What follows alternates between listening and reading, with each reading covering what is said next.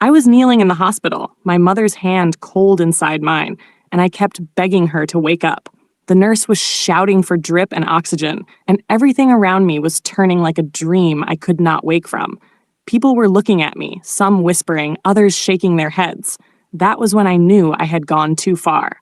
All because of one post on Facebook. One post that turned my whole life upside down. 2 weeks before that day, life in our house was normal. Or so I thought.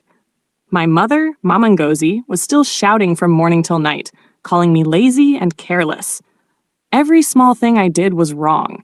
If I woke late, she said I was behaving like a rich man's child. If I cooked and added small salt too much, she said I had no home training. Sometimes I felt like she just wanted to quarrel with me to make her day complete. But deep down, I also knew she had suffered too much. She stopped school in primary 6 and started selling bread at 16 to take care of her younger ones. When I got admission into university, she sold her land just to pay my first-year fees. I loved her, but sometimes her mouth was too sharp and her words cut me like knife. That morning, she shouted again because I left the water drum uncovered. I tried to explain I was rushing for my online meeting, but she didn't even let me talk. Her words followed me from the corridor to the gate. That was the day I decided to write my story. Not about her exactly, but about how it feels to grow up with a mother who never says sorry, who believes shouting is love.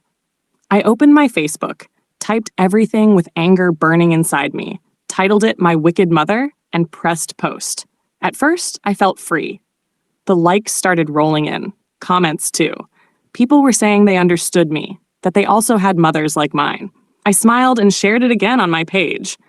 I didn't know that Mama Kalechi from our street had seen it. I didn't know she would call my mother that evening to show her. By the time I got home, my mother's eyes were red. She was sitting outside, her wrapper tied tight across her chest. When she saw me, she stood up, her body shaking. She asked me if I had turned her into a story for the world to mock. I tried to explain, but she raised her hand, not to beat me, but to stop me from talking. She said she wished she never suffered to send me to school if that was what education would do to me. That night, she didn't eat. She just sat there in the dark, staring at nothing. I could hear her breathing hard. I couldn't sleep. I wanted to delete the post, but screenshots had already spread. My phone kept buzzing with new followers, new messages, and I hated every sound. The next morning, I saw her preparing to go to the market as usual. I said good morning, but she didn't answer. That silence was worse than any shout. I sat in my room, looking at her old pictures, remembering how she used to dance with me when I was small, how she would fry a kara for my friends after school. I wanted to say sorry, but I didn't know where to start. I didn't know that silence could break a person faster than anger. For 1 full week, my mother did not speak to me. She moved around the house like I was invisible. She cooked, swept, went to her shop, and returned every evening without even looking at my face. Each time I tried to greet her, she acted like she didn't hear me. The silence in that house was heavy. Even the sound of her slippers on the floor made my heart jump. At first, I thought it would pass, that she was only pretending to be angry. But on the 4th day, I saw her packing her old pictures into a nylon bag. I asked her what she was doing, and she said without looking up that she was removing her face from anything that belonged to me since I had already made her a story for the whole world. Her voice was calm, but every word entered my chest like fire. I wanted to cry, but my tears refused to come. Online, the post was still growing. People had started tagging me, some saying I was brave, some saying I should forgive my mother. They didn't know that the person they were calling wicked was reading those same comments through her neighbor's phone. Every evening, when I returned from work, I found her sitting quietly, her eyes far away, as if she was thinking about a life that no longer made sense. One afternoon, I went to the market to surprise her. I bought food from a restaurant and carried it to her shop. When I reached there, she was arranging biscuits on the shelf. I greeted her, but she didn't reply. Some of her market friends saw me and started whispering. One of them asked me if it was true that I wrote about my mother online. I felt my throat tighten. I forced a smile and said it was just a story, but the way they looked at me made me wish the ground could open. That night, I sat on my bed, and scrolled through the post again. I read every line and began to see it through her eyes. The part where I wrote that my mother embarrassed me in front of people. The part where I said I would never be close to her again. I remembered her face when she read it. She didn't just see words, she saw betrayal. I wanted to make another post to explain, but I was scared it would make things worse. So I stayed quiet too. The house became a place of two strangers, breathing the same air, but living in different worlds. Then one Sunday morning, while she was getting ready for church, she suddenly held her head and leaned on the wall. I ran to her, shouting her name, but she didn't answer. Her body was heavy when I tried to hold her. I screamed for help until neighbors rushed in. They carried her to the hospital, and my whole body was shaking. That was the same hospital where I would later kneel and beg her to wake up. That was the moment I realized that silence could kill faster than shouting. I slept on the hospital bench that night, using my bag as pillow, praying she would open her eyes. The nurses said she had fainted from exhaustion and high blood pressure. I sat there, watching the white walls and the beeping machine beside her bed. Every time the sound stopped for a second, my heart almost stopped too.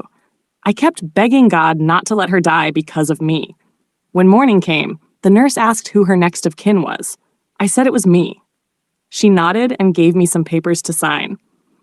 As I signed, my hand was shaking. I kept thinking about all the times I had wished my mother would just leave me alone, stop shouting, stop controlling me. Now she was quiet, too quiet, and I hated the silence I once prayed for. I remembered that last Sunday before this happened. After church, I saw her counting money and smiling faintly as if she had remembered something sweet. She told me she would be paying the cooperative women for her turn to collect the market contribution. She said she wanted to use the money to fix the leaking roof. I didn't answer her that day. I just nodded and scrolled my phone, pretending not to hear. That same night, she had cooked for both of us, but I refused to eat. Now, I would give anything to smell that food again. As the doctor came to check her, I looked at her hands, rough from years of work. Those same hands that had held me as a baby, those same hands that washed my school uniforms every night when I was in primary school. Tears filled my eyes. I started talking to her even though she couldn't hear me. I told her I was sorry, that I didn't mean to shame her, that I was just angry and foolish. The nurse told me to go home and rest, but I couldn't move. I felt like if I left, she might slip away. I stayed until evening. When her eyes finally opened a little, I rushed to her side. She looked weak, but she smiled small. She tried to talk, but her voice was low. I leaned closer and heard her whisper that I should not cry. She said, I was her everything. That broke me completely. I held her hand and cried like a child. I knew at that moment that no Facebook post, no number of likes or comments could ever repair what I had broken. I wanted the whole world to see her as I saw her now, a woman who gave everything and asked for nothing. That night, as she slept again, I took my phone and opened Facebook. I went straight to my page and began to type. This time, it was not out of anger, but out of love that had woken up too late. I titled it, The Woman Who Carried Me. And as I typed the first line, tears dropped on the screen, but my heart started to feel light again. The next morning, when I woke up on the hospital bench, the sun was already peeping through the curtain. My mother was still sleeping. Her breathing was soft and steady, and for the first time in many days, I felt a little peace inside me. I quietly stood up and went outside to buy pap and akara for breakfast. When I came back, she was awake. She looked at me and smiled weakly, asking if I had eaten. I nodded, but truth was I hadn't eaten since the day she fainted. Later that day, when the doctor came to check her, he said she would be fine if she rested well and took her drugs. My mother thanked him with that calm voice that always made people feel small but cared for. After the doctor left, she turned to me and told me not to worry, that she was just tired from too much thinking. Her eyes were watery, but she tried to hide it with a smile. I sat beside her and started reading the new post I had written, The Woman Who Carried Me.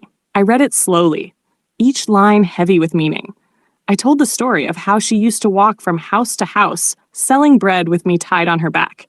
How she would spend nights outside our shop counting coins with a lantern just to make sure I didn't miss any school fees. How she never allowed hunger to win, no matter how hard life slapped her. I wrote that sometimes love wears a tough face, and sometimes the person shouting at you is only afraid of seeing you suffer the same way they did. I wrote that my mother was not wicked, she was only human. When I finished reading, she didn't say anything for a while. She just looked at me with eyes full of tears. Then she told me to promise her that I would never turn her pain into another story again. She said I should write about her joy instead. I promised her. I held her hand tight and said it again.